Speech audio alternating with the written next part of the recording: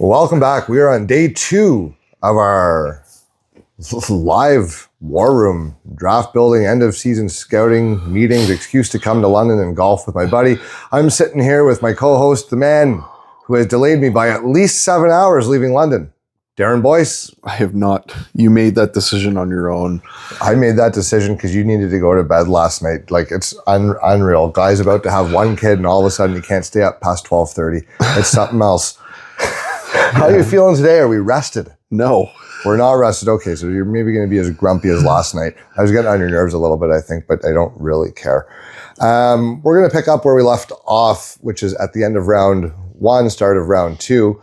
My lovely co-host has already wanted to make some changes to our round 1 list today, but we're going to save that for our final release. A week or two before the draft, anywho. Number 33. Let's start at 33. We've got Max Psenicka of the Portland Winterhawks. He belongs in this group. Darren's laughing because he watched him a little bit this morning, and already he wants to bump him up into round 1.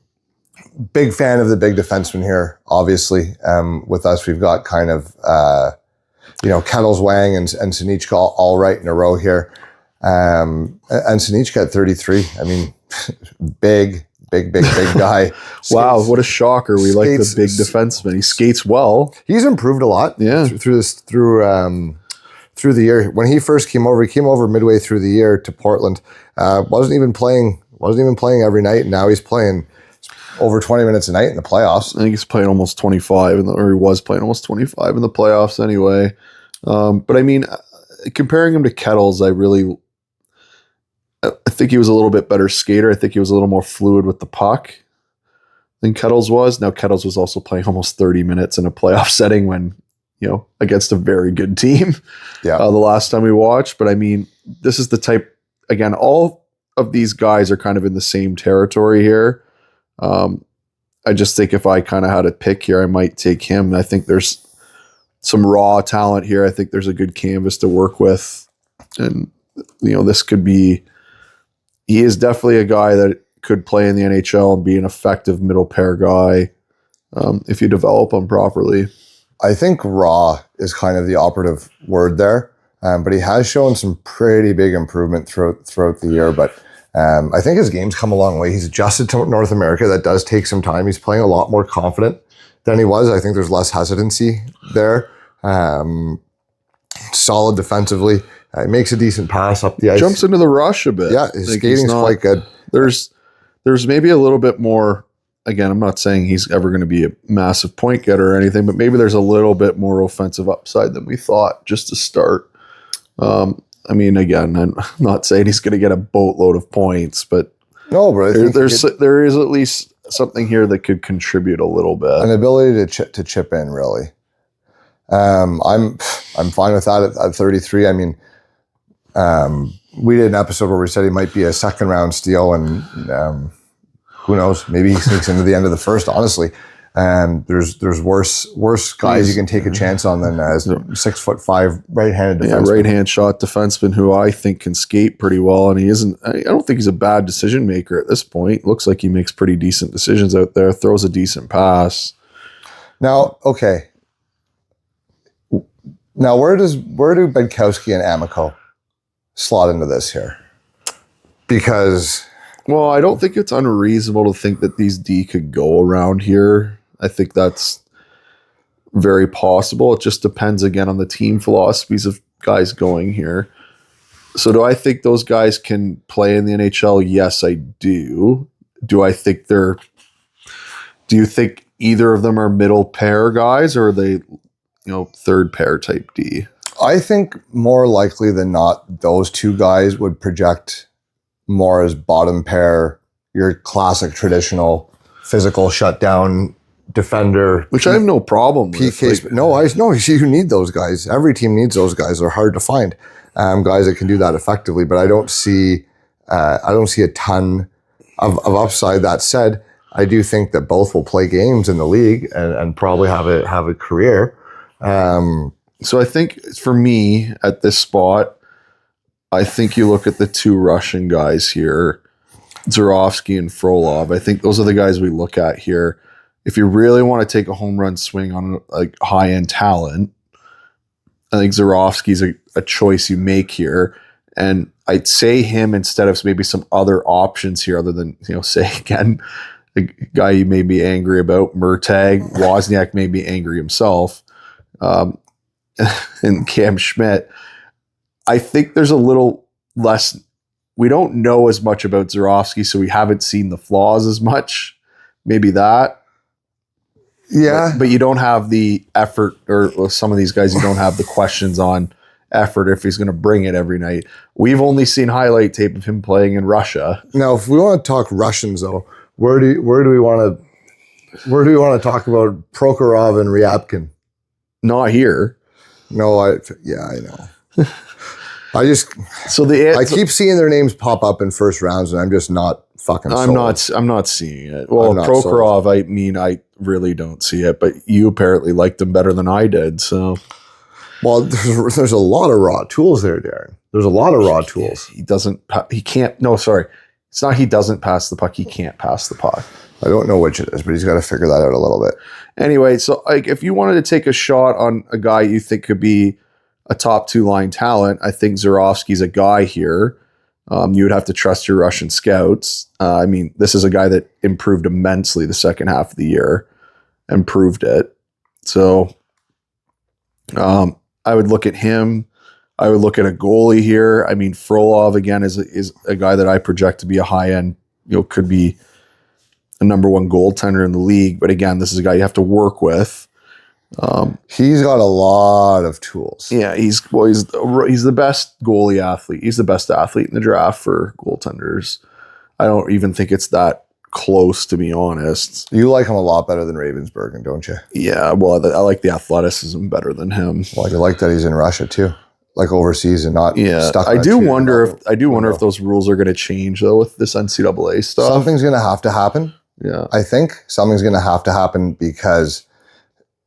Okay, so sidebar. You get drafted out of the CHL. You have 2 years under your team's eligibility. You get drafted at NCAA. You have 4. Yeah. Right? So what do you do now with kids who the rules never were able to play both, and now we're going from junior to NCAA? The rule's going to change. Well, yeah, but okay, so what do you...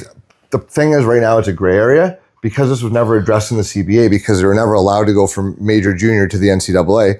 There was no rule that covered this kind of situation, right? Yeah. So now I think what we're going to see, and I don't know, it's just my guess of what might happen, is that the PA is going to argue that kids who play 2 years of major junior can go and become unrestricted free agents. Probably. And the owners are going to argue that no, if they go into the NCAA, it's 4 years eligibility and maybe not 4 more years, but 2 more on top of the junior years, right? Now, the issue here is the cutoff date for this because June 1st, technically these kids so if it's couple drafts ago, technically they're unsigned. If they're unsigned at June 1st, technically they go back into this year's draft.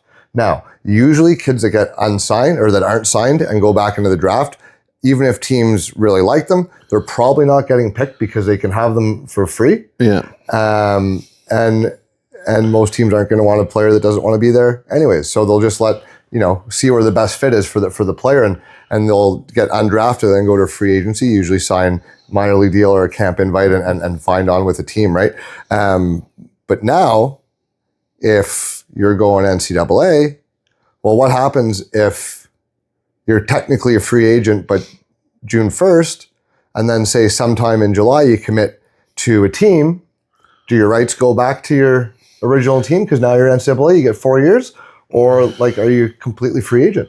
They're going to have to address this. And this is going to be most... They're going to have to address this like now. They have to address this very soon.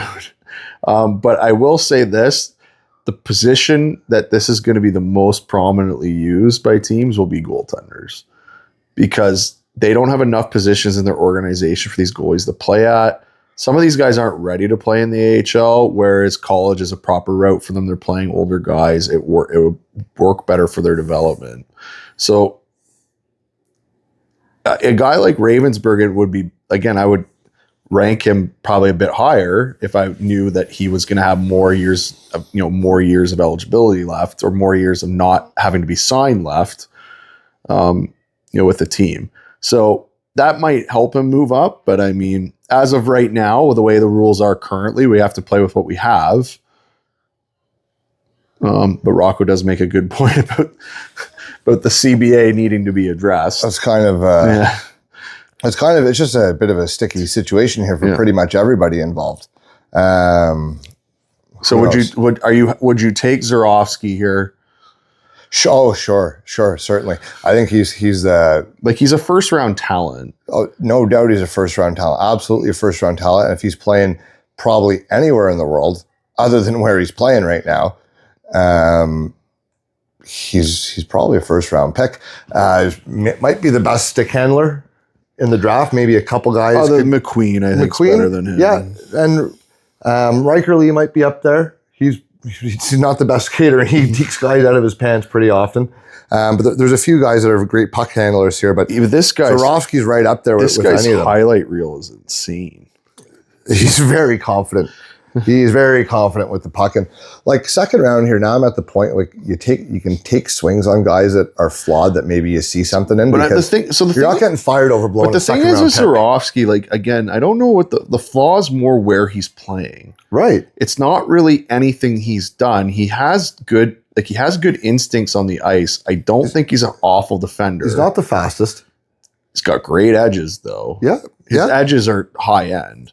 So if we're worried about his skating, but he has one aspect of his skating is already really good. I wouldn't say I'm worried about his skating, but he's not gonna be in the fastest skater contest at the All-Star game, I don't think. Well, if they did edge work, he might be. There you go, NHL. New idea, fastest edge work competition. Well, he could go to the figure skating competition, I guess. Yeah, but there you go. Anyway, I don't think his skating is as big of an issue as others think because of that aspect of his skating is good. That tells me it can get better. Like that tells me it will get better. And he's very lean. Like he's not big. Like he's only like $170, I think. So he has room to grow that way. Yeah, I agree. I think it's a pretty good spot here to take a guy that if he hits, you're looking at a first or second line player, top six on any team. Now, if he doesn't hit, he might never cross the side of the pond. But I think that's a risk you take. And I'm not saying he's going to be a guy like Kucherov, but you look at a guy like Kucherov where he went in the second round despite the talent. Everyone knew he was talented. And he went in the second round because of fears of this and that. And I'm not saying this guy is going to be that because that's an unfair comparison. Just the situation is kind of similar where he's going to go later than he should because of where he plays. And maybe unfortunate to him now, but it's going to be to the benefit of whoever gets a hold of him. I think I'm not betting against this guy. He's pretty slick. He'd be a lot higher than 34th if we're doing our fantasy pool rankings. For reference, I would draft him in the first round, like myself. Compared to some of these other guys, like I think he's worth the risk later in the first round, but I also understand that that's not how teams are going to act. So would I be shocked if one team really liked him and jumped up or took him later in the first round? No, I wouldn't be. This just feels like it would have... He's going to be on the Caps. Like, this is a guy the Capitals are going to take. I was going to say Carolina. Oh, well, the Caps could take him. Like they take every Russian. Carolina, Washington, Dallas, and New Jersey would be four teams I could see picking a guy like that. Yeah, it'll be a team that trusts their Russian scouting. Well, a team that trusts their scouting, or a team that's analytic heavy, because this guy's analytics would be excellent. Well, he's putting up numbers comparable with anyone across the board, right? So I would put him here. I mean, I would be one of the first couple of picks of round two would sound A-okay to me. I think he probably will be a second rounder just because there's risk involved here. And as you said before, these teams at the end of the first for the most part, want to get a guy that's going to play. Yeah. And right now, like I like looking at elite prospects consolidated rankings because it takes kind of everyone's into consideration, and it's usually a decent benchmark by the time the actual draft rolls around. Now it needs a little updating here probably, but everyone's next set of lists will be coming out soon now that the U18s are done. But To my point, Zharovsky is 51st on their rankings, and he's a guy that came on to most lists kind of later in the year. So I think that might end up being a little like the lowest he might go. Would be in the early 50s, which makes him a second rounder. But for me, somewhere in the 30s, I'm happy to take a swing. Piles of talent. So, and I will take him over, and I would take Frolov next. And again, I'm ready for a goalie. Yeah. But the reason I would take the high end forward here, I just don't think there's a lot of high end offensive talent left. Whereas I do think there's some other goalie prospects that I'm interested in that I could maybe take later. So if I can take Zharovsky, if I have the choice here, I would take Zharovsky just because I maybe have a chance at getting a first line talent type winger here. Yes, and you can find there are 3 or 4 or 5 goalies that you'd be happy to take here that'll probably fall. There's a couple I'm willing. Second or early third. There's a couple I'd be willing to take a little bit that are going to go a little bit later than him. I will say with Frolov, I doubt he actually is. Well, I'm not going to say I doubt, but I don't believe he'll be the first goalie off the board. I think a lot of people are going to end up taking Ravensbergen over him, but I think he's the guy. Again, I don't mind Ravensbergen either. He has starting goalie upside as well. They're just different types of goalies, and I tend to like the guys that are a little more athletic. I think there's more to work with there. Yeah. And he's a big body. Just talked about too. Yeah. Ravensberger has got 2 years before you got to sign him. Well, that whole other thing is also throwing a wrench and everything. So it's tough for a goalie to be ready. So now the issue we have here is after 35, we have all the forwards that we are either angry at or have deep flaw. We got our problem children. And then a couple big defensemen that we, again, don't mind. Honestly, I don't even mind going Frolov and Ravensbergen back to back. Actually. Okay. Well, if you believe that he's if we both believe that he's starting caliber guy. I think he has starters potential. He's got the body. I don't think he's unathletic. He's not unathletic. He's just not as athletic. He's not as explosive. Frolov, he's not explosive like Frolov. But that said, when you're 6'5", you're already that big. You don't yes, you still need to be able to explode post to post and all that kind of stuff. But it gives you the opportunity to play really quiet in your net without having to move a whole lot. Yeah. So because of his frame kind of makes up a little bit for the lack of, I don't want to say lack of athleticism, but just he does not lacking athleticism. No, he's not. But he's just Frolov's more athletic is what I'm saying. It closes that gap, right? Because he's 2.5. Again, these are the two guys to me that have the most upside in terms of could be 60 game NHL starters probably. And there's maybe one more that I could possibly see that does, and the rest are kind of, I think they can play. Some of these guys can play. I'm just not sure they'll be those full-time starter guys. There's levels to goaltending, right? So okay, so now I'm going to give you a few names that are going to frustrate you, and we're going to try and sort them out. And we can plug guys in between them. But if we get these guys in some kind of order, that second round's hard because these guys, a lot of them are all in the same tier of players. So, I think we got the first. If we got the starting goalies out of the way here, I think we are into the other tier now. Where we're ready to pick some guys with some upside but some flaws. Wozniak, Schmidt, Murtagh, Ryabkin, Moore, Gastrin. And I wouldn't say Gastrin's a problem child, but he was not good in the under. He wasn't super noticeable for me, anyways. In the games that I watched, Sweden, I thought he looked a lot better. So I'll add one name here that isn't a guy that we're mad at. What about Limatov? Yes, but there's a few defensemen. I think there's about 15 or 20 guys in a talent tier here. So if we can sort them out by position and then plug people in around them, you know what I mean? Like if we can rank the D, rank these handful of forwards, and then go kind of one back and forth sort of thing. So here are the D that kind of left. We have Bedkowski, Limatov. Well, we like Bausov a lot. Okay, now I'm gonna add a name to the list here that we haven't even talked about once all year, but who, for good and bad, but mostly good,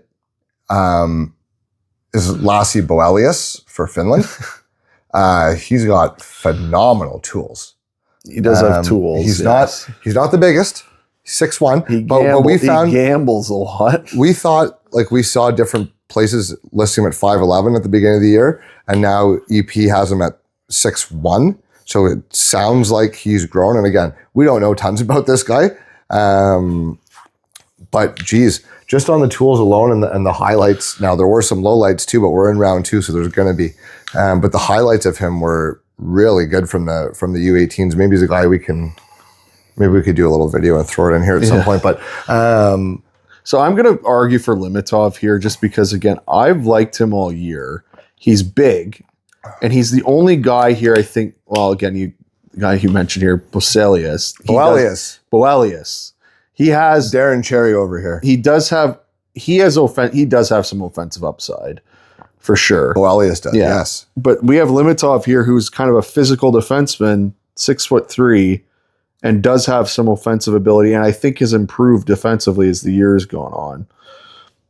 He has. I don't disagree. And we had him ranked as our second. Did we not have him ranked as our second Russian in a Russian episode? Well, yeah, he still is though. Let me be third now. Well, after who? Frolov, who we're including in the goalie episode, I think, or did we do that? No, we did. He was in it. So, I mean, I don't know. I don't remember our own episodes. But I do think Limatov. I think for the defense here anyway, I think there's a more upside here than the other guys, strictly because he's a bigger guy that could play offense. And I've said this before with him too. There's other ways for him to develop and be an NHL defenseman, not just with his offense. Yeah. He had good Corsi numbers through that whole tournament, though. Boelius did. Yeah. But yeah, I mean, Limatov, I think, is a bigger body, more physical of a player. Yeah. Now, his skating's okay, but again, whose skating's okay? Who? Whose skating's okay? Limatov. It's okay. It's good. It's fine. It's not the best. But he's shown a lot of improvement during the year. But again, the issue is with him is this is a guy we would have loved to see at the under 18s. That's a guy we would have loved to see. Would have loved to see that whole team there. Yeah, because he would have been a guy who probably would have benefited from a tournament like that. So again, you're taking a little bit of a risk on a guy here. I just think there's more upside with him versus the other defensemen available. You have guys like Bedkowski and Amico, which are fine. I think they're guys that could possibly play, but they'd be bottom pair guys. Whereas he could legitimately be a top 2 pair defenseman if he hits. He could play on a second power play. He could play in all situations. So, look. All these forwards here have issues. Well, okay, so every player though, at this point, every player is either going to have a fatal flaw or a lack of upside. And that's just where we're at in the draft. So what's Limatov's fatal flaw? What's his fatal flaw? He's fucking Russian and might not come over, dude. And he's lost out there half the time. I'd say it's a quarter of the time now. But okay, a quarter of the time he's completely lost, and he plays in the middle of Magnitogorsk, wherever. Yeah. So the possibility remains that he may not ever step foot in North America. But that's the same with every one of these guys. There's a possibility they won't play in the league now. Right, but that's what I'm saying. So I think at this point we need to not focus on the negatives as much, because right now complete players are off the board already. So with him, we're not going to focus on the negatives. What's the positives? What's the high upside? What is the highest upside of these guys? So for him, I think he could be a top 2 pair defenseman. I was going to say he could be like a poor man Sergachev, maybe. He's more physical than him, though. Sergachev's decently physical. This guy's really physical, though. No, I know, but I just mean in the sense of they're kind of high risk, a little bit run and gun sometimes. I guess, but but yes, he could. I could see him taking a second power play job and being a physical hard guy to play against. Yeah, good size, decent skating. But he does, and again, he could still play with, even if he's not an offensive defenseman. The templates there where it could still work. Here's let's go through these other guys. So Murtagh. What's Murtagh if he hits? A second line winger, a 25 goal second line winger. A 50-point winger? Yeah. Is he a plus player? Well, let's assume that he hits. Now, I don't plus minus. It depends what team he's on. Honestly. So I'm not talking about plus minus. Like, is he a plus player? Like, when you're on the ice, are you winning? Like, are you winning the game? He has shown some things to me that indicate he could be if you work with him. I've seen instances of him playing really hard, Darren, and really smashing guys in the corners and being a hell of a forechecker. If you can get him to buy into, Murtagh's going to be one of those guys where he's going to need to just tweak his game a little bit, because he's not going to be the primary offensive option in the NHL like he is on the U18 Like, that's what worries me. Like, but guys do it. I know some guys do it. Not and everyone.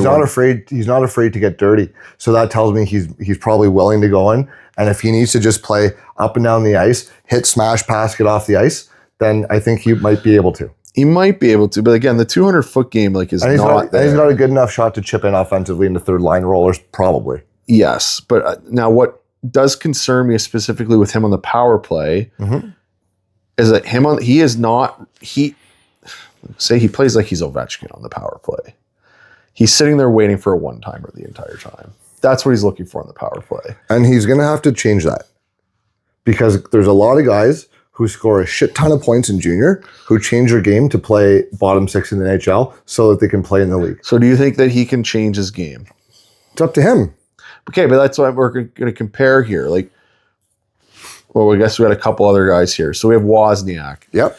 So see, I see a lot more upside in Wozniak. I do too, because I do think with Wozniak there's a bigger body, and I've seen the instances of him where he is engaged and he's very effective. Because when he's engaged, he's going around the ice, he's hitting guys, he's forechecking hard, and he's contributing offensively. Not even contributing, like he can line drive offensively. Like, I have seen it. Yep. He can be completely invisible too. Well, there's also other times. Games at a time. So what's concerning, though, is that when the game gets a little bit quicker, he starts playing, it's not miracle hockey, but he's playing like, I'm just throwing it somewhere, it's hope hockey. Like, you know what I mean? It's hope plays. Yes. I do know. And that happened a lot in the under 18s, where it was just a lot of hope decisions, hoping things would work out. Wasn't really so much a plan. Now, again, he was able to get himself in a position where he could kind of make a play, but it wasn't made. And also, I didn't like his physical engagement in that tournament. I thought he could have been playing a bit harder, because I liked what I saw in his junior level. He was hitting guys. And so if he can do that consistently, that could be a good NHL player. I don't disagree. Like, to me, I feel with him, I have more, like, I don't know. Neither him or Murtagh were good in that tournament. No, they weren't, but Murtagh was less stinky. Was he not? Wozniak versus Murtagh, one for one. Who is better? I've just answered the question. I like Limatov better than both of these guys, and that's fine. I thought we already kind of agreed on that. I'm fine with Limatov at 37. Okay, so we also, another guy from this tournament was Cameron Schmidt. I would have these three literally probably right in a row right here, honestly. So I am actually going to have Schmidt lower than you, I think. And he's got the best shot in the draft. He does have the best shot in the draft, but man, am I starting to get concerned when he plays bigger guys. Like, it's this, like, again, this is an under 18 tournament. But like, it's also a guy like, okay, so would you want Alex DeBrincat on your team? Knowing what he is? Would you want him? If Detroit said, what's he get paid? 7.5 mil? 7 mil? 8 mil? In that range? Right? Well, here's the problem. When we were, like, when the Sens traded for him, like, were we happy they got him? Like, I guess. Did we think that he solved their problems? No. And I just also don't think that because of the lack of other things in his game, look, he's worth. But here's my issue with him.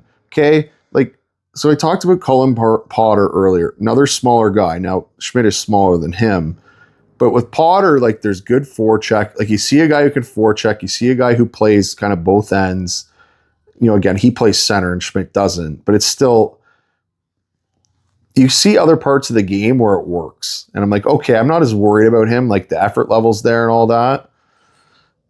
With Schmidt, like, I don't like at times when you get him along the boards, like, he shies away from contact at times. Like, he doesn't, I hate to say, but he doesn't play as hard as he could along the boards at times. So you think he plays fake hard? Because he looks like he plays hard. I think he does play a little bit fake hard. And because he gets involved with stuff after the whistle, but if you actually watch behind the play, he's not...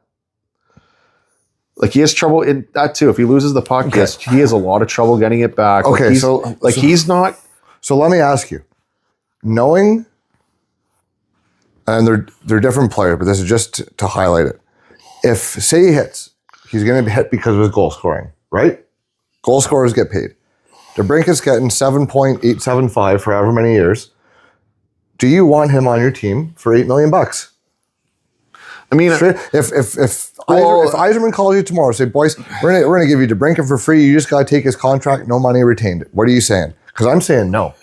Well, it depends. That's a tough question. Depends where your team's at and everything. If you're trying to win a Stanley Cup. Yeah, but you could also get DeBrincat for $950,000 for the first a few 2 years of his career. Yes, and that's fair too. But I think that's what we're looking at in terms of if Schmidt hits, we're looking at a one-dimensional goal scorer who gets paid a lot of money to not. Okay, I'm going to tell you this. I'm more concerned about his size and like the problems with it than I am about the other two guys. Well, because he's way smaller than them. Yeah, he's 5'7". I'm happy to be wrong. Like So you're not taking him in the second round? I don't think I can take him. Like, I just can't. Like, it's no. I'm having trouble seeing how he like can be. Like, the only thing I can see in the NHL is he's a power play guy, which is fine. He would be he's a great power play player. Like, what else is he doing? Okay, but that might be enough to get him in the league. If you can score 30 standing still. But again, even if we say that, is that winning me anything? Like, I'm not sure. I don't know. At least with what about someone like this? Nestrasil? Yeah. Put a game up of him. I just think like Murtagh, Wozniak, Schmidt, and even more now are staring us in the face here. And it's like at a certain point. But I don't like any of them. Okay, but... Well, I like Wozniak better than the rest of them. But you don't... There's things that you dislike about them, but you see that they have talent. They have upside. All of them do. I just wonder what kind of upside Nestrasil has. You know? He's pretty raw. He's very raw. Ryabkin is in this conversation too. Not for me. He's a dog. He's actually a dog. I know. He's talented though. Look, I got all day for Nestrasil. I've liked him all year. I thought there was a time where he could have come into the first round. He just tried to block a shot with his face? Yep. What a psychopath. He just tried to block a shot with his face. Yeah. This guy's sweet. Hard not to like him better than the other guys. No shit. Yeah, But he works hard. He's good, eh? His shot's pretty wild too.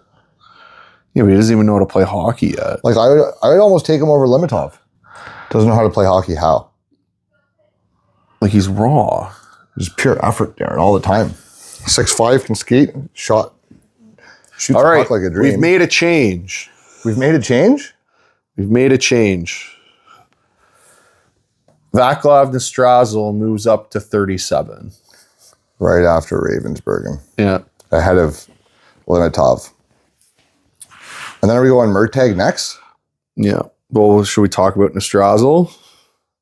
Why did we just move him up? Because he's 6'5", he can skate, he tries to block shots with his fucking face. And he can shoot the puck, and he actually has some decent offensive instincts. He can rip the puck, and he hammers guys. And he's not afraid to take contact.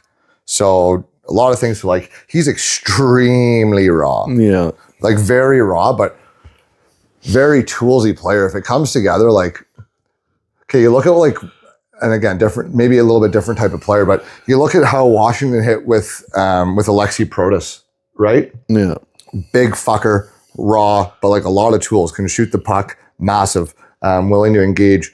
And they got him, I think, was he a 4th round pick or a 3rd round pick? He was a third round. I think he might have been a 2nd actually, but he was 3rd round pick. He wasn't a 1st, that's for sure. No, and would every team in the world not like to have Alexei Protas now? I think he was a 2nd.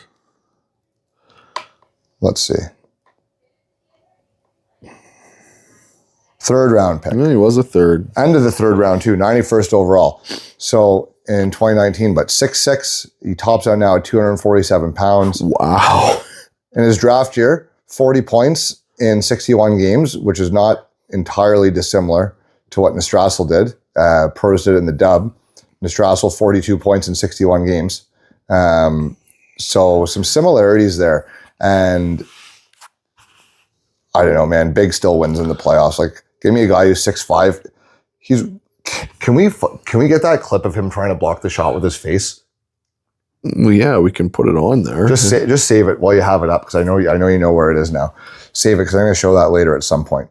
That's lunatic behavior, and that's kind of what I like to see, to be completely honest with you. 39th overall. All right, Darren, you've done everything you can, but you can't get him outside of the top 40. We put Murtagh at 39? Fine. At least for now? Sure. Doesn't like it, though. Now, how do you feel about Gastrin? I don't know. I would almost take the defenseman here now. Which one? Because even with if you like... Which defenseman? Sorry. Halsquith? No. If you like Gastrin, though, like, you don't expect Gastrin to be like a top line guy, right? No, I think you're trying to draft a 3rd line center. Yes. So here are some defensemen that we have somewhat liked. So Bedkowski, we have Amico. You really like Bausov. Bausov, yeah. Bausov and Boelius, I think, are a couple guys who are cool. Not cool, but maybe good guys to talk about here. Yeah. Good picks around this area, I think perhaps. there's anyone else we haven't looked at. Yeah, I don't think Halskith's really in that category. No, not yet. To be honest. I mean, I like that Pistretsov, but again, he's not going to go here. I mean, I still think he's extremely undervalued, but whatever. He is undervalued, but I think you can get him in the 3rd round pretty easily and be thrilled about that pick. Yeah. So I think, because your other options here now for forwards are guys like Gastrin, who are kind of, what they're going to be. They're probably lower lineup guys. You've guys like Nathan Behm, like, that I don't mind. Like, I actually see what could work in the NHL, but there's some flaws there that really need to be addressed.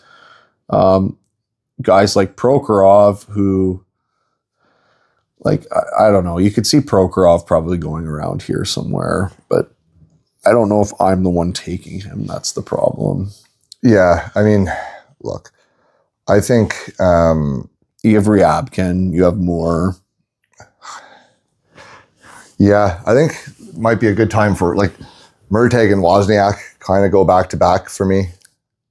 Guys with some upside, and I honestly may still take Wozniak ahead of him. Yeah, because I think there is more true I high-end. I would take Wozniak over Murtagh. But so you want to go Limatov, Wozniak, Murtagh? Mm-hmm. I have Murtagh at 40. Okay, you got them out of the 30s. Are you happy now? The things I deal with to keep Darren boys happy. I tell you.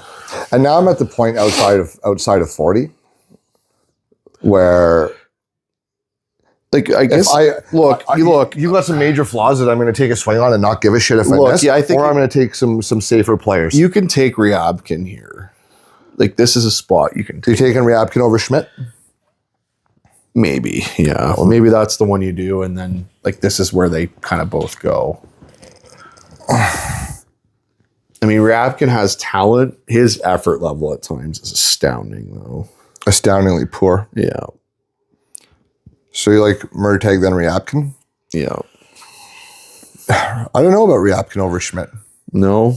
I mean, like, what would you rather? Small and kind of tries, or not small and does not give a fuck? The problem with is, like, it's not small. Like, he's more than small. I hate to, like, be that guy. because it's nothing he can do about it. No, there's not, but it's fucking NHL. It's the NHL, right? So Ryabkin had, like, they're both goal scorers, man. They had similar goals per game. Yeah, I mean, Ryabkin was doing it at a lower level. Like, Schmidt is a great junior player. There's no doubt about that. You kind of got to take Schmidt ahead of him.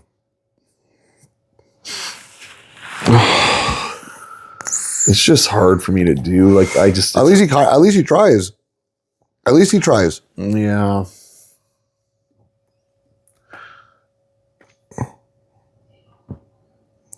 And now there's kind of like, and I might even take more over Ryabkin too. Oh, I don't know. Well, at least he's a lot bigger, and you can project him as a bottom six crash and bang winger if you have to. Perhaps he can shoot the puck. It's just don't see that with Ryabkin. It's just Moore doesn't.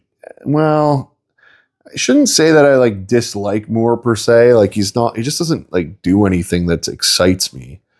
Others shoots the puck. Like, but we're in the 40s, dude. If you think he can play in the league, it's a great pick here. You think he can? I'm asking. I'm just saying. Do you like him over Epperson? I like.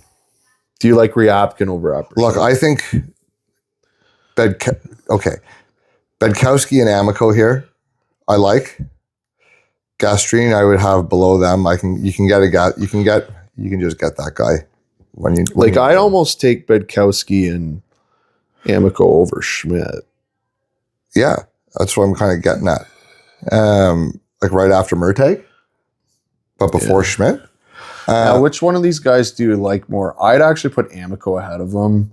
Amico's got a little more room to develop, I think. I think so too. And I think he's been injured all year. You're kind of taking a shot at the upside here. But Bedkowski's solid. They're like the same size. This Amico's bigger. Like, he's more developed than him. So you could say Bedkowski isn't as developed, but they're both huge. They both don't skate the best, and they're not going to put up a ton of points. They're both right-hand shots. They're like the same guy. Bedkowski is probably a little more physical right now. Amico's pretty physical, man. Yeah, I think Amico might have a touch more to his skating than Bedkowski does. I would probably take Amico. Okay. What was his injury again? He tore up his knee. That's not good for a guy. Or his ankle, or just something like that. It's not good for a guy that needs to skate backwards for a living. No, but you're young enough. You can get by that. I had more questions about Bedkowski and his ability to turn the one direction. That was something that bothered me. So, like, he has things he needs to work on too. So now, like, these are the ones where you take the forwards that like I'd almost like Behm better than Ryabkin, because I can at least see a instance where he plays in the league a little bit more. Dude, if Ryabkin decides to try, he's going to be a 30-goal scorer in the league. Don't forget he was projected top 10 pick coming into the year, okay? Like, it's still, I know it's whatever, it's a year ago, but it still kind of holds some weight, at least a little bit. All right, we'll leave him there. He's 44. I'm going to propose Behm over Moore. And I know that Behm has flaws. I get it. And I think that entire team had flaws. He's great around the net. And his goals and his ability to score will translate more than Moore, in my opinion.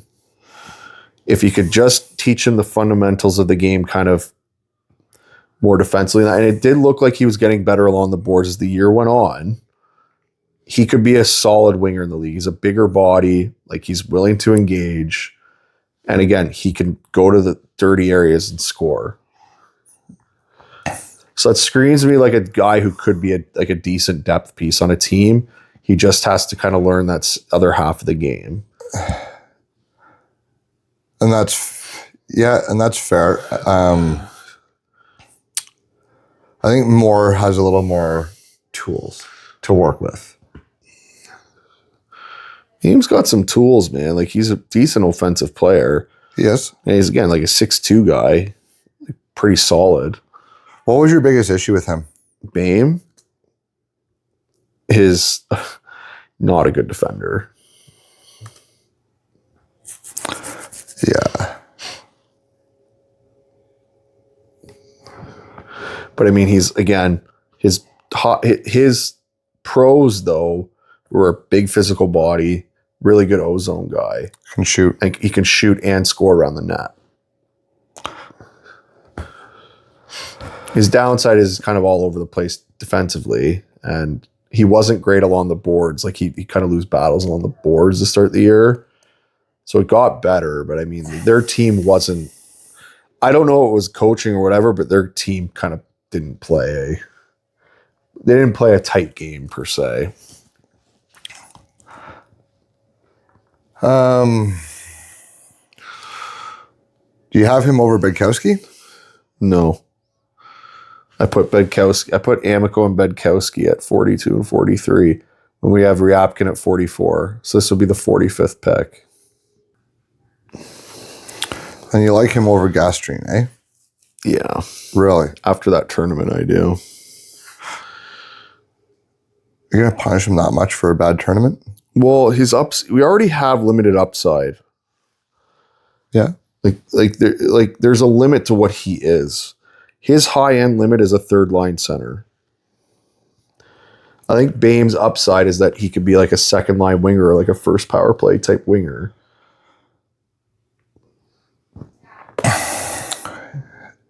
And you like him better than Moore? I feel like he translates a bit more than Moore. Moore's pretty decent north-south winger, dude. Yeah, but I feel like that, like again, the scoring around the net Might translate less. I think it translates more. A little more east-west, isn't he? And that front scoring does, but like Moore still got 23 goals in 55 games. I'm aware. I mean, I think those guys are kind of probably similar guys. They probably should be in the same spot.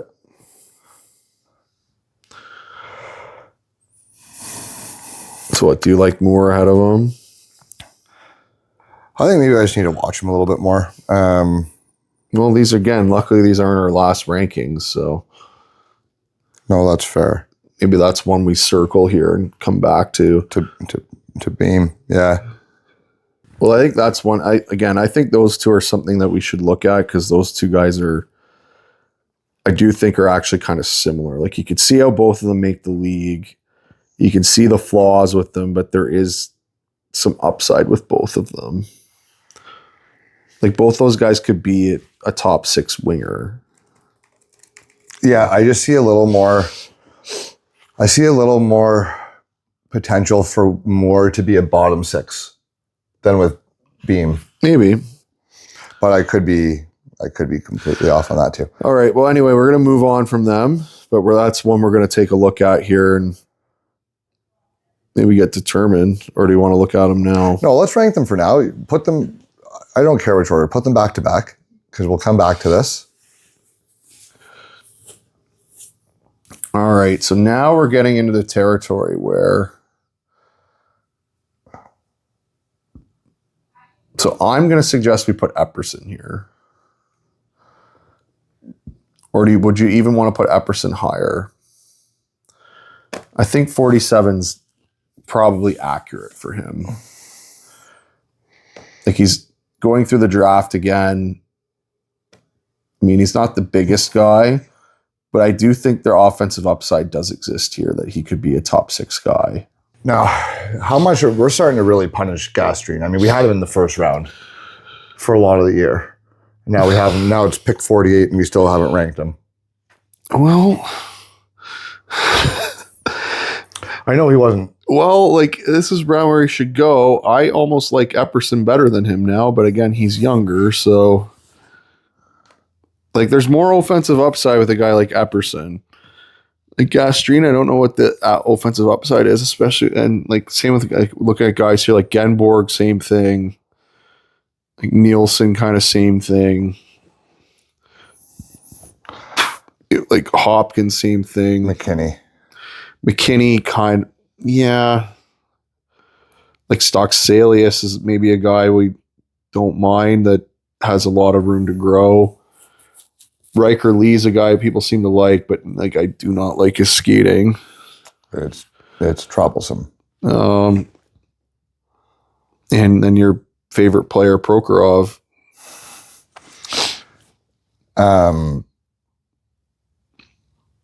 Yeah, I mean, I like Epperson as much as anyone. I think he's got some edge to him too. I think he's actually not a bad defender. I think he was on the team they were playing on. He was kind of the guy he was doing a lot of the defensive dirty work versus a lot of other teams, I think, on the lines he was on anyway. You're not wrong. You're not wrong there. Yeah, I don't mind Epperson right there. We're really giving it to Gastrin though. Well, it's kind of like, what do you think of here now? Like, do you want to take a guy like Gastrin? Like, I think Gastrin can probably play in the NHL. I just don't know what type of upside he's bringing, but I mean, he could probably be a good bottom six guy. I think that with kind of Genborg too.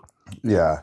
Or do you want to take a shot on a guy like Prokhorov who has some, I will say this, he has more than one elite skill, which is more than most guys in this position. Yeah, but it's just his downside flaw is so bad. I would probably take, okay, so there's like three guys who I think kind of epitomize this. Four really. Streen, Hopkins, Zada, and McKinney. Do you think McKinney's better than Gastrin at this point? I think those four guys are all very, very close. And I think all four of them have could project as good bottom six players.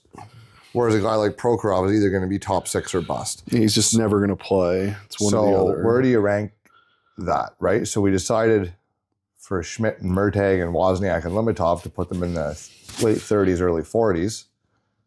That should also tell you how much I'm troubled by Prokhorov, that I think his flaw is so much more, like it's more of a problem than Schmidt's size is.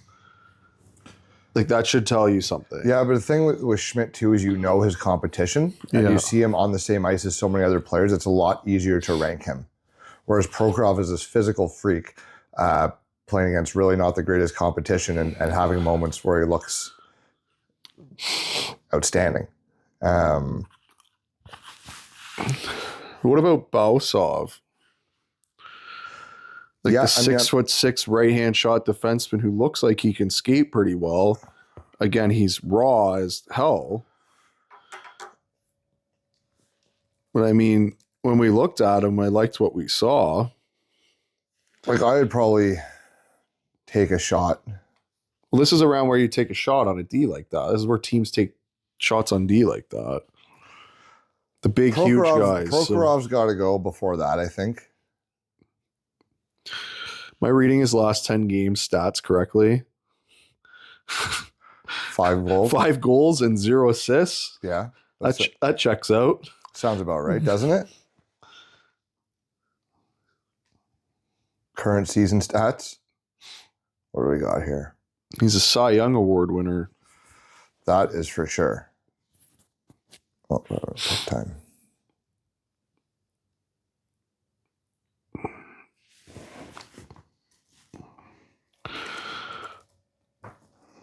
$20 goals and 7 assists for the year. And maybe one of them are primaries. Yeah, I mean, it was probably on a rebound. Like, of those 7 assists, like 3 of them were on rebounds. 3 of them were wraparound rebounds. So he just doesn't pass. Period at all. Yeah. Like, again, the other options I think are around here. Stockselius. I like Stockselius. I mean, people have Trethway around here. I like some guys better than him. But I mean, can we rank these by type of player? Like, let's look at these guys that we're saying is probably decent bets to be bottom 6. So the 4 guys I mentioned, Gastrin, Zada, Hopkins, and McKinney. How do you rank those 4 guys? Well, I have Gastrin above Genborg. Genborg's a winger, though. I'm talking about the centers. Oh, the centers. I don't know. Like, McKinney and Gastrin are kind of similar after watching that tournament. Yeah. I mean, Hopkins is Now, who do you like better between Hopkins and Zada? Zada looked better in that tournament. I agree. But I've liked Hopkins in general. I just I don't think he really gets I don't think he really got to play a lot. But I liked him in the OHL. I think he's again, I thought every time I watched him in the OHL, he was noticeable and he did a lot of good things. But I also know too that he's probably more rated around the third round. I would just that's a guy I'd be really willing to target at the end of the second, the early third. Yeah, so I would have him. So I would rank them probably Gastrin, McKinney, Zada, Hopkins. That's probably right. Okay, so we can work off that. So put them in that order, and we can plug guys around them, I suppose. Now, what about the high upswing guys? Well, if we're going to the D, again, Bausov's the high upside swing there. Again, you're thinking this is a gigantic. He's basically a mutant. Let's be honest. Yeah, I mean he's big. Yeah, he's raw. He's young. I mean, this is usually the range where these type of D get taken, especially the big right shot D. I would take a shot on him over Prokhorov. That's my opinion. Would I take Stockselius over Prokhorov? I don't know. At some point, the physical tools of Prokhorov do kind of have to take. You do have to take a shot here. It's just where is that? It's around here. For Prokhorov? It's around here somewhere. It's whether you think it's around Moore and Behm, or it's kind of underneath the next tier. Because if you're going upside of this player, he should be early 30s probably. Bausov. No, I'm talking about Prokhorov. But even with Bausov, he could go up there. Up in the rankings, where Amico and Bedkowski are. He would definitely be worth taking a shot at there. He's a shot, but again, it's a big right-hand defenseman that you can't you even said it yourself, with Murtagh. You have a 6'6" right shot defenseman that can skate. It's tough. Yeah. I mean, I like Bausov a lot. But then do you take the forward over the defenseman usually? Well, it's a right shot defenseman though. I don't know if I think he should be a second round pick, this guy. Whether I'm right about that or not Bausov? Yeah, whether I'm right about that is a different question. I think he should be a second rounder too. I do.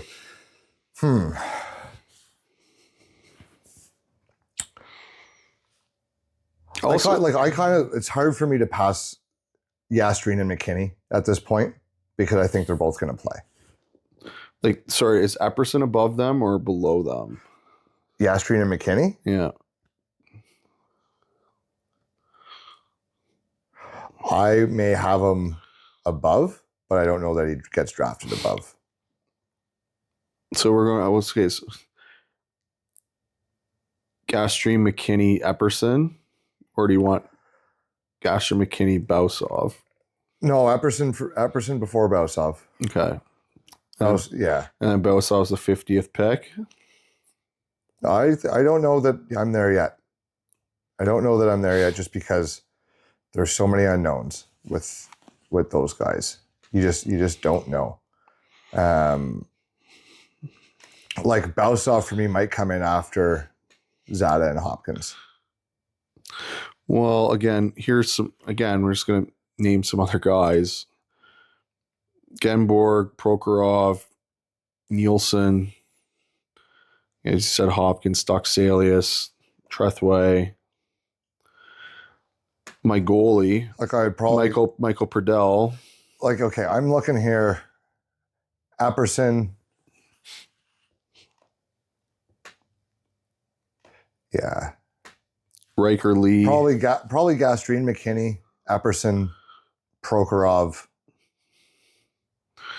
You really would take Prokhorov over Bausov, eh?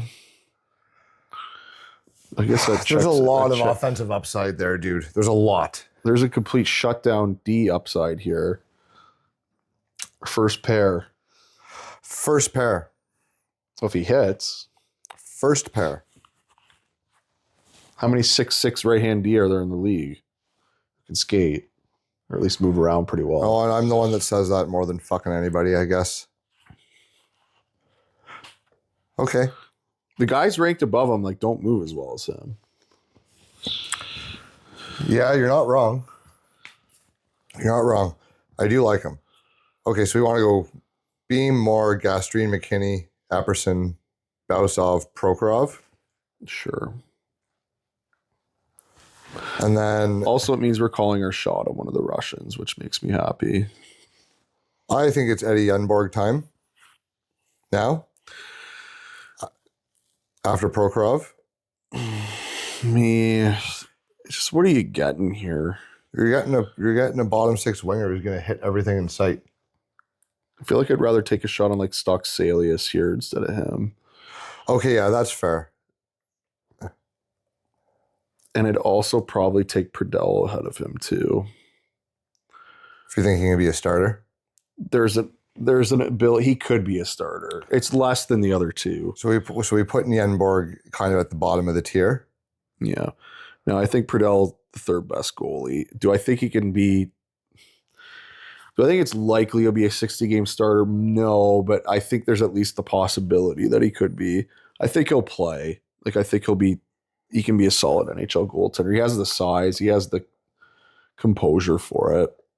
I don't disagree. He plays well against older competition too. He doesn't really get rattled, I don't find. No, he like actually that's a good point. Like even that bronze medal game against the U.S., he gave up a bad goal, but he didn't really Didn't let it it rattle didn't him. bother him. So I mean, his mental game's actually, and he can play the puck.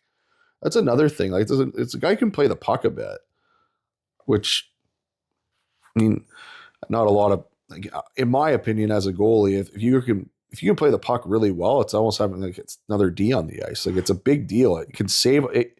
It can honestly help save 3 to 5 shots a game with having another goalie back there who can play the puck. No, so, you're not wrong. And I thought he looked. The big thing is he looked great internationally. He's always looked great internationally. Yeah, every time we've watched him, he's looked fine. He's looked good. He's their best player. I would have him probably ahead of Yenborg. Yeah, I would too. But maybe not Stockselius. No, so we'll put him 53rd. Now, would you have Stockselius ahead of Prokhorov?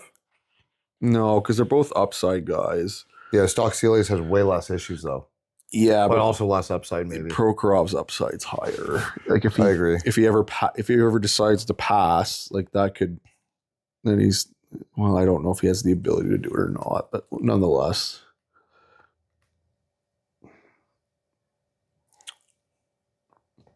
So where are we here? We're at pick 54. So we have Yenborg 54th. We're getting there. So we'll go to 64 here. Yeah, we'll go to the end of the second round. I mean, look, I'm gonna say this. This is where people kind of have Trethewey around here. I'm not lying. I like Pistretsov better than him.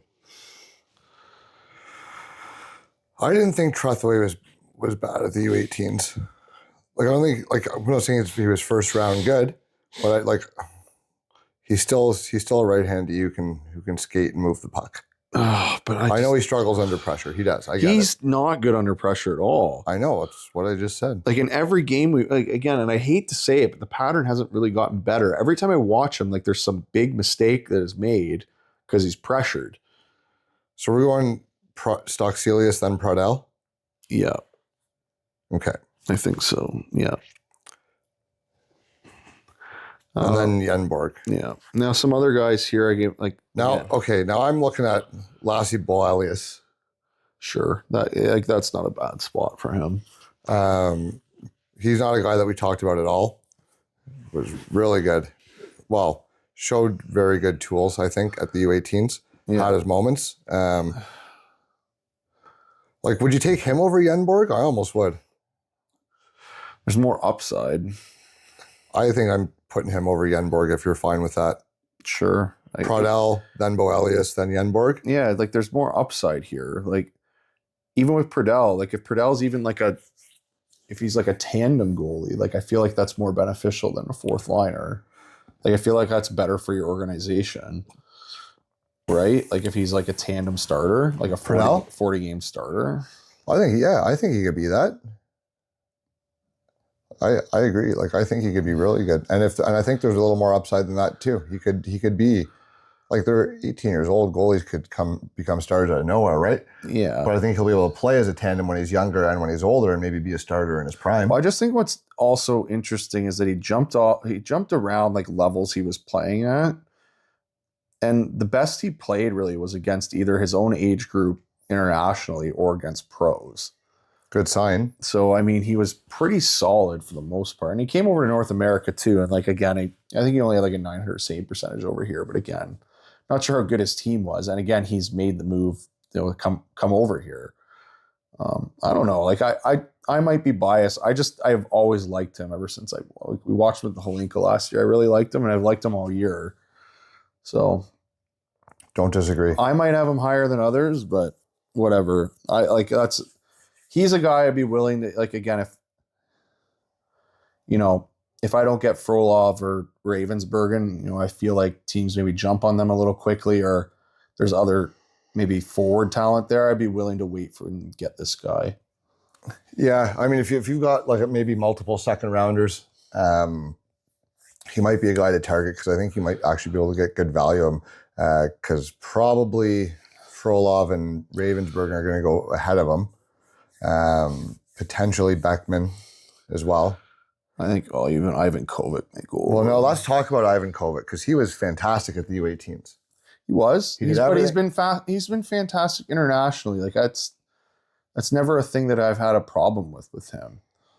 So I'll give you my whatever. We're gonna do this podcast, I guess. We'll do this week, okay? We'll do our goalie pod. I struggle ranking him a little bit because I get it. Like he's a smaller goalie, but he is quite good. Like when everyone just sees him internationally and he's quite good at that level. Yes. Like he's good with a good team in front of him and he's very composed. He's got really good feet. Like he moves quite well. Like his legs move really well. Let's be honest. Okay. I did not really love I didn't love what I saw, with, I guess, where does he play? Brampton now, not Mississauga. Yeah. They're in Brampton. I mean, now that part of that's with the team. Like they didn't play like their D were not good. No, they had a challenging season. However, there is some concerns to me because like his size is a concern to me. Now there's so that's why he's not in my top 3. However, once you get past there, I think it's kind of a choice of who you like. Like I like him better than Herenstam. Yes, me too. I think him and Andrianov was an interesting. Yeah, I like again another like a London guy like Alexei Medvedev. Like I like him better than him. He's also not the biggest though. He's 6'1". Like they're not small, but they're not like it's just yeah. Like Andrianov again is the guy in Russia who had like a 940 save percentage in the junior league this year. So like he's another top end prospect. The guy I compare Ivan Kovic to is Rimpinen. Yeah. They're similar sizes, but Rimpinen's playing pro and like dominating at pro. How'd you like him internationally? Loved him. He reads the game really well. Like he's a guy who actually like, that's what you notice. Like reads the play really well, tracks the puck really well. I would say for me, there's some natural instincts there with that guy that makes him a good goalie. Now, again, the problem is when we get after these 3, most of these guys now to project to me to be kind of platoon guys. After Pradel. Yeah. Like I think Pradel could be a starter. The rest of these guys, I'm not sold on it. there's starting quality here. Ivan Kovac has, I think, all of the qualities of a starter other than being 6'3". But if he was 6'3", he would probably be number 2 on this list. I still don't think he'd be the athlete of Frolov, but like that's where he'd probably be number 2 on this list. So let's look at Dustin Wolf. So I think well. And let's also look at Devin Levi. Well, how's Devin Levi doing? Well, that's why I picked those two. That's why I picked those two names, Darren. Because one guy has panned out and he's going to be maybe a Rookie of the Year candidate, and if not, he deserves to be probably. Or there's top 4 rookies, right? So Devin Levi is going to settle into being a backup long term, right? So, and this is the thing with small goalies is it's extremely hard for them.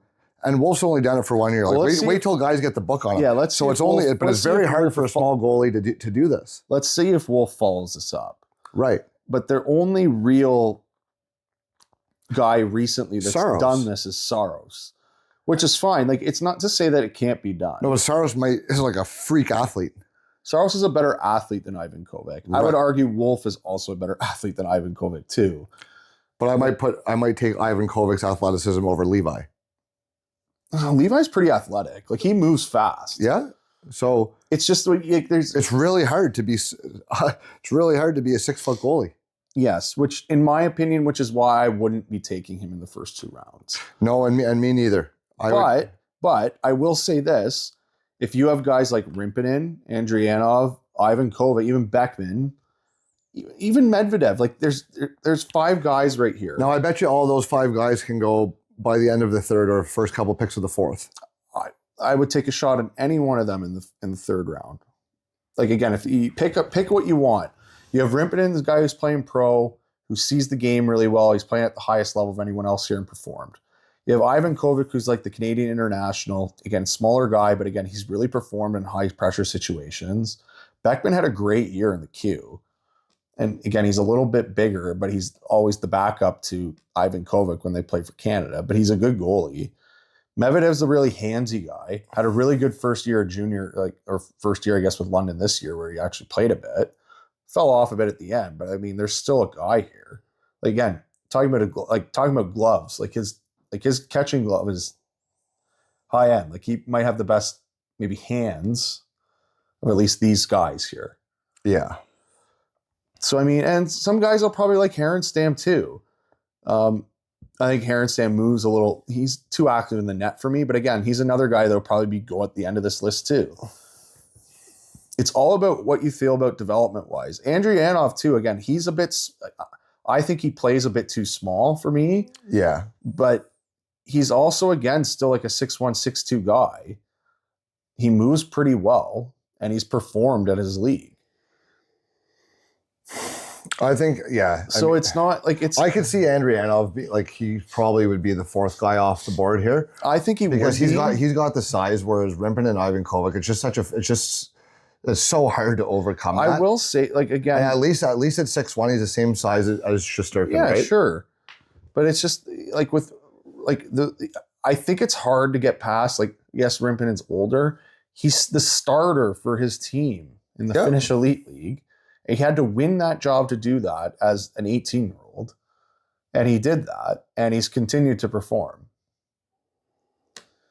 That does need to be taken into consideration a little bit. Because that's not easy to do. No, it's not. It's not, and you're not wrong there at all. So, like, if we're talking about like a goalie sleeper, Rimpinen's probably the guy I would be looking at after the 2nd round. So we're just doing our goalie episode. We're not, but we're talking about it. We'll do our actual goalie episode. We'll show clips of them. I don't think there's anyone else here that's going in the 2nd round other than those top 3.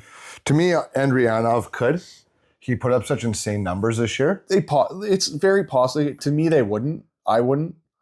I would wait for the next round to take all these guys. But again, so we got Pradel 53, Boelius 54, Yenborg 55. How do you feel about Eric Nilsson at 56? Blah. Okay. How do you feel about Zada? I like him better than Nielsen. Okay. So is there anyone that you want to have over Zada here? To me, I like Zada a little more than Kevin and Lee. Yeah. I like him better than the goalies. Like, I'm just looking, is there any like guys here that, like Halsquith didn't have a good tournament. Or he was okay. He just didn't do anything for me. Like Agafonov, no. I'm still going to say Pastretsov, but I think he's could be decent in round 3. I'm holding. You know what? He's just going to be pick 64. Well, I do have some input here as well. No, he's going to be pick 64. I mean, I'd rather Zada than Nilsson. So do you want to put them Zada than Nilsson, 56, 57? Yeah.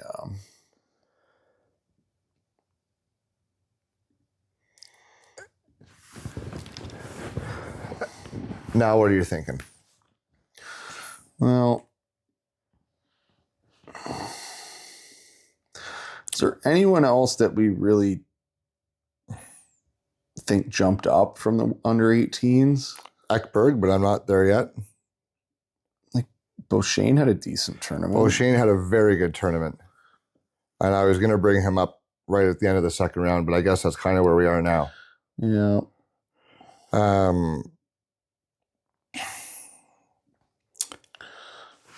We've like now we have Nilsson ranked. We've kind of like. I think you probably have to put Trethewey here. He is a right shot D. Like he plays on the American team. He was supposed to be a top 15 pick to start the year. Nilsson then Trethewey, or Trethewey then Nilsson. I might even put him ahead of Zada too. I think so. Yenborg then Trethewey, or put him ahead of Yenborg? I would even put him ahead of Yenborg or Genborg or whatever. Okay, so I don't like it, but I do like Boelius better than Trethewey. I like Pastretsov better than Trethewey. I like them both better. So Boelius, Trethewey, Yenborg, Zada, Nilsson, Kevin, Lee, Hopkins, Hamilton, Papanicus, Romano, Beauchene, Pobazal. No. Lee. Say Lee and Kevin. I don't know if I said them already. You did say them. Benak, but I don't have much time for him. I mean, didn't love Klingsell. Nope, me neither. I don't hate No Bear, but I don't know if he's going there. I like him in the third. Yeah. Like Tommy Lafreniere, meh. You really need to watch Sahar again. I need to see what we're missing with him.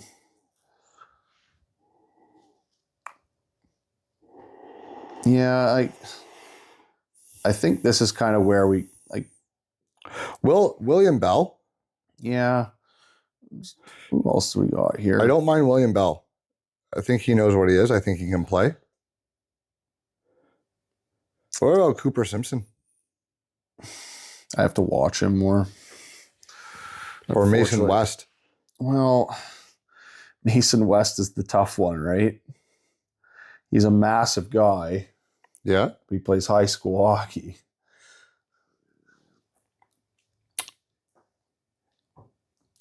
Do you think he's worth the pick here more than a guy like guys we're talking about here? Like, again, like I think Riker Lee probably goes around here. Yeah. There's offensive upside here. There's plenty of it. Like, I think he probably has to go around Nielsen here. So let's put him 59th. I think that's fair for him. And again, these are just kind of like the preliminary for the final ones. No, like, you're right. We can move him up from here. I mean, Reese Hamilton should be better than he is. I think he just had a bad year. I said it every time I watch him. I think he's just having a bad statistical year. He had a good one last year. I liked him at the Holinka. Yeah. And then he just couldn't get it going. And because he skates really well. He skates so well. He's not a bad size. He's not big. And he moves the puck. He's not big. He's not small. Like, he's 6'1"-ish. Like, again, do I think he's a top pair guy? No, but like, there's there a guy that can move the puck and play here? Look, Yes. I would have him in the second round. But is he here though above Lee, or is there guys that we like better than him? I think Lee maybe has more upside, but his skating really does bother me. Oh, you know what? I'll put Hamilton above Lee. It's a defenseman that can skate. That make like those are like again. Every team wants those. It's a tool to work with. Every team wants those. They're more likely to at least play games.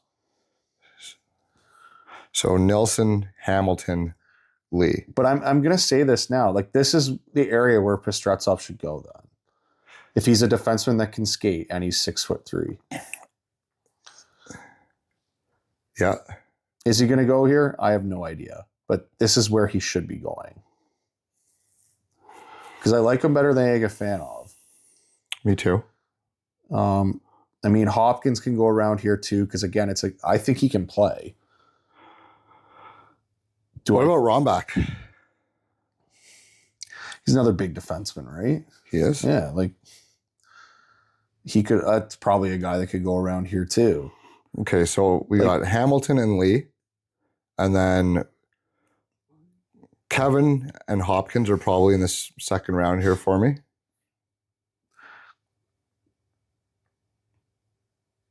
Like, I don't like Halsketh, no. What'd you think of what's his name? Papanakis or Papanakis or whatever? I have to watch him again, but I liked him. Like, there's a guy here. Mm-hmm. Like, pull up my report on him. Yeah, he's a huge guy, decently agile, and like he wasn't a great passer or anything, but he could play net front. Like, he was a decent defender and he worked fairly hard.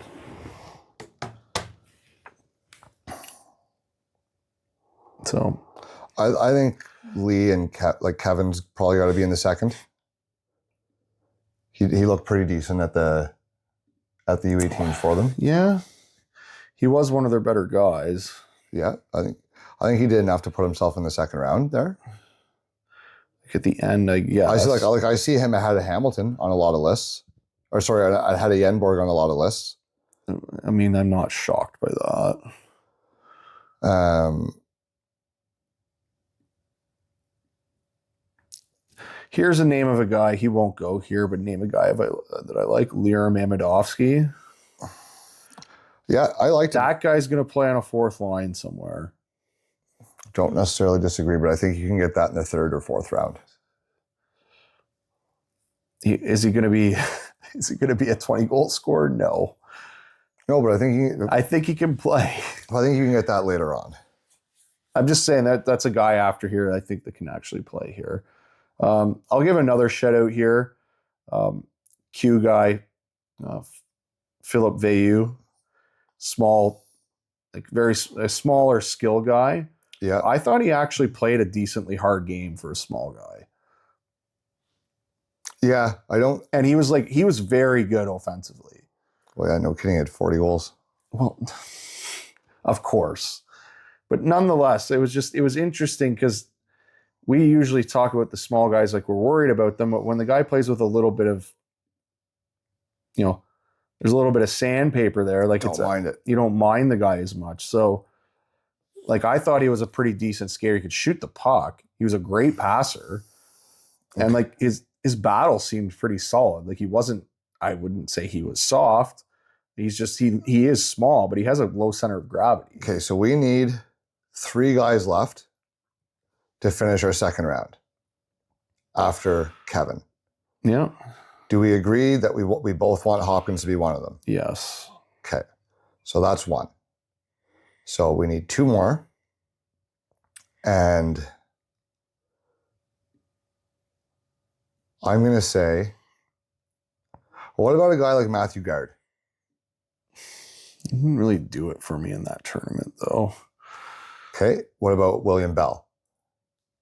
He's okay, but I guess that's where we are in the draft, right? Like, it's what's okay. Well, we have Yenborg, and I don't think they're all that different. I really want to call my shot here. On who? Pistretsov. Like, he should be drafted here. There's more upside here with this guy who can ski than there is with some of these other guys.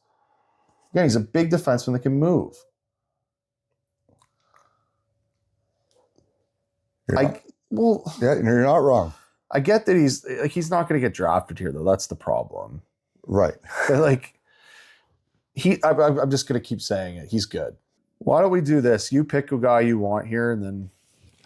And then what? You're going to put Pistretsov 64? Yeah, I'm putting him 64 just for the sake of it. Okay. So we got Hopkins in. Who do I really... Because everyone, like, I'm just saying this, like, I like Pistretsov better than everyone else left here that I've looked at. I haven't looked at the other 300 players yet, but looked at enough of them. Well, why don't you put Veyu instead of Pistretsov at 64? Do you like Veyu? I think I can get on board with that more than... Yeah, you've watched him more, but if he's got some grease to his game, I'm fine with it. I just don't think Pistretsov is going to go in the top 2 rounds, whether we like him or not. It's early for Veyu going to go there, though? It's really early for no bear, but I mean, he's talented. No Veyu is probably not going to go there either. You're right. Mason West. Yeah, that would make, like, I think that might be a spot for him. End of the second. Yeah. What about Nate Quinn? Maybe. I mean, I could also just, I know I said I didn't like his tournament, but I mean, Halsketh is, again, a decent-sized right-hand defenseman. Like, he's a decent prospect. That's not bad value to get a right shot defenseman at that spot that you think can possibly play in the NHL.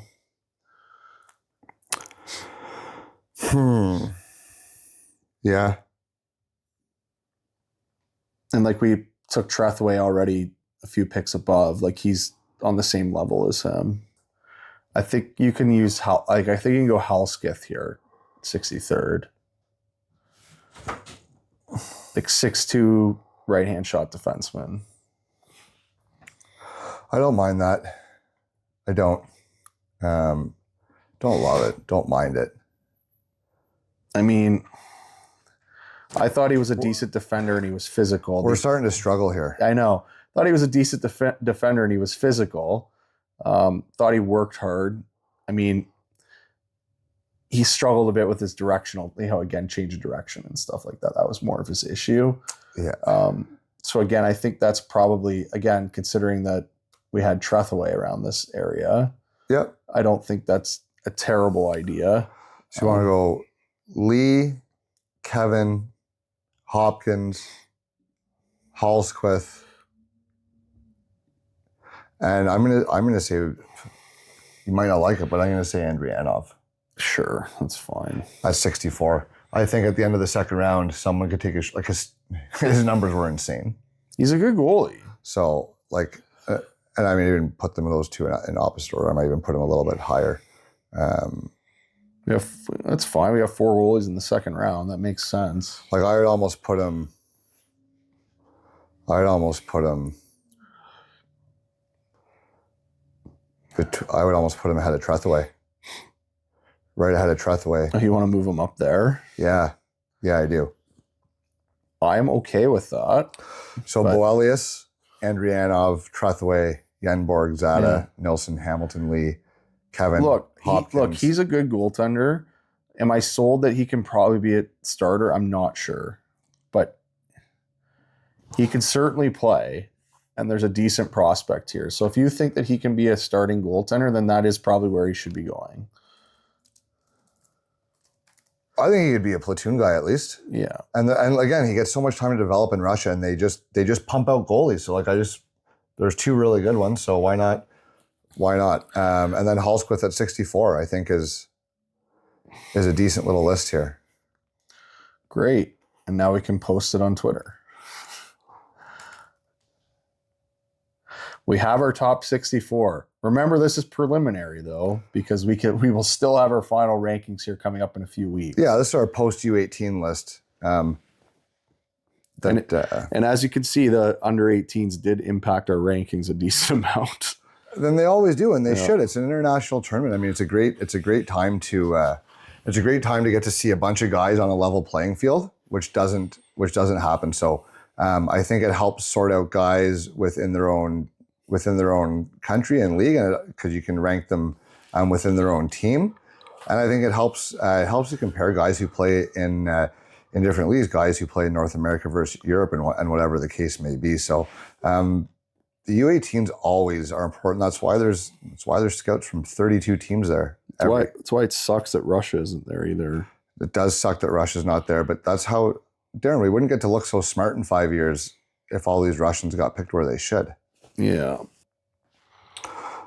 So we have our second round, our final rankings, but just preliminary final rankings, which we will change one more time. This will be our second last release for lists this year. Then we're going to spend the next 6 weeks doing as much video as we possibly can and tweak these up one more time. Number 33, Max Psenicka. Number 34, Alexander Zharovsky. 35, Semyon Frolov, followed by Joshua Ravensbergen at 36. Vaclav Nestrasil at 37 and Kurban Limatov at 38. We enter our problem child era with Jakob Ihs-Wozniak at 39 and Jack Murtagh at 40, Cam Schmidt at 41 and Ivan Ryabkin at 42. Carter Amico is at 43. David Bedkowski's 44. Nathan Behm 45 and Will Moore at 46. Milton Gastrin lost a few spots. Tough U18 for him. Tough U18. We bumped him down to 47, followed by Cole McKinney at 48. Kristian Epperson as the top redraft player at 49. Roman Bausov calling our shot there at pick number 50, followed by the Cy Young winner Daniil Prokhorov at 51. Theo, the stock market, stocks going up, Stockselius, and Michael Pradel at 53. Lasse, where you been all year? Boelius at 54, and Pyotr Andrianov at 55. Darren's favorite player at 56, Charlie Trethaway, followed by the big mean Eddie Enborg at 57. Ethan Zada at 58 and Eric Nielsen at 59. A guy who had a down year who we think could be a little undervalued, Reese Hamilton at pick 60. Riker Lee, if he ever adds a step to his game, we're going to have him ranked way too low at 61. Ben Keevan at 62. The hardworking Tyler Hopkins, who we both love, gets a hat tip here at 63 into our second round. And Theodore, the right-handed defenseman, Halsquith, at 64 to finish That's off, a good way to define him. The right-handed defenseman. To finish off our second round.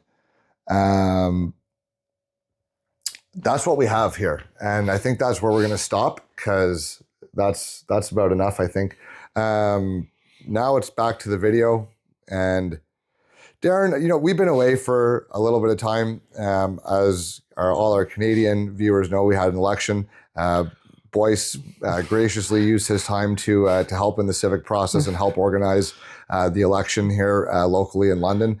So that's where we've been, and he's also been prepping for a baby. So sorry for the lack of content, but now that he's done his duty as a Canadian citizen, he can stop texting all his volunteers and get back to work here on the Hockey Podcast as he gets ready to welcome baby Boyce into the world. So we'll be back soon, and this is our second last list. So let us know what you think. This has been we're both exhausted. This has been a long couple days doing this. So thanks for tuning in if you've lasted all the way to the end, and we'll see you soon.